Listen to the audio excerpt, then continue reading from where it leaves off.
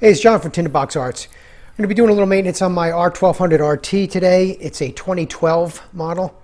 And to get to where I can show you some things and do some work, I need to take this first bit of plastic off here for some access.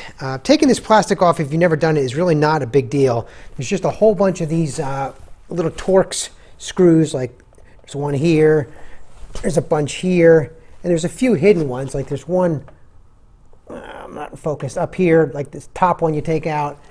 So it's really not rocket science. You just got to take some of this plastic off to get access. Take the screws off and put them somewhere safe, and then we'll get started. All right, this top panel, 4 screws, and that's out, okay? And then just to come back over here, that exposes, let me pull back a little bit. That exposes these other panels. There is on this side a little air temperature sensor, so you got to disconnect that. It's just a little clip, not a big deal. Just get that out of the way so you don't yank on it. And then a bunch more screws, and then this lower section will come off. All right, got the air temperature sensor disconnected. You just squeeze that with your fingers and it'll pop off. Got the cable out of the way. I already took the lower bolts out, kind of starting backwards here. Lower bolts out. There was 2 there, 1, 2, 3 here, and 1 here. Now I got to get to the top, so I need to take this thing off.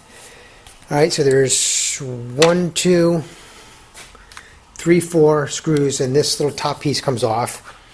On this side only, there's one special thing you got to do, which is you have this, your little cubby hole here, and the top cover for it, there's a screw here and a screw here. You have to undo those carefully and don't lose them. And then you can have access to the rest of the screws up top here, and then take this whole thing off as a unit.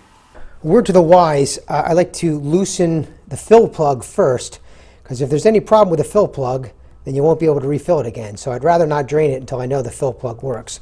Plus you'll want this open so you can kind of vent it and let all the oil out. All right, I have the drain plug loose, and I'm going to let you watch as I probably make a mess here. Well, worst case, you can clean it up, but I'm going to try the plastic bag method. I'm not so sure this is a hot idea or not, but because you first got to get that damn plug out. Yeah, I got a feeling I'm going to make a mess, but all right, I'll try.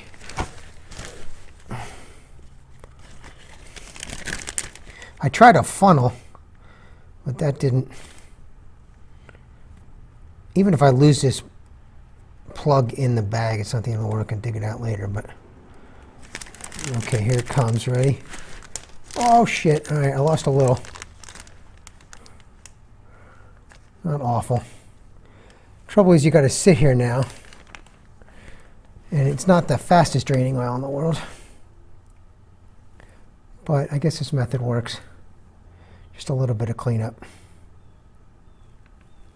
Bag is filling up. I think there's, it's less than a quart in here, I think, so it's not that much. I got the oil drained out, and I put the plug back in, gave it a little squirt of some cleaner just to make sure there's no oil residue there. And I'm just going to use this little tiny baby funnel with a vinyl hose. And the oil I'm putting in is what's available to me locally, which was AmSoil. It's 75W90. It's the GL5 rating and the mil-spec rating, and it's pure synthetic, so it should be just fine. And the only trick is you got to be real careful because this pours real slow. And I do have a towel underneath here so that when it starts to pour out, I won't go too far. But it's just a matter of being patient here. See, I almost overdid it right there. You really got to be careful. It takes a while to drain just because it's a pretty high viscosity. So I'm just going to sit here and do this for a little while. And then we can plug it back up, and I'll just make sure that it's really at the top using my finger to stick in there. All right, I just installed the filler plug back in after blowing it out, making sure there's a magnet in there, so make sure all the metal is gone from there. The oil just started to squeak out just as I finished this quart.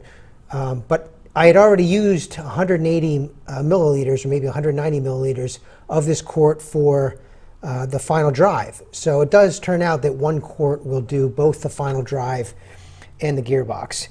So that's really it. And the only other thing you want to do is just give this a few minutes, spray it off with some degreaser of something that you have, just to make sure all the oil's gone, and then just give it a few minutes to make sure there isn't a leak before you put the Tupperware back on. But it's really as simple as that.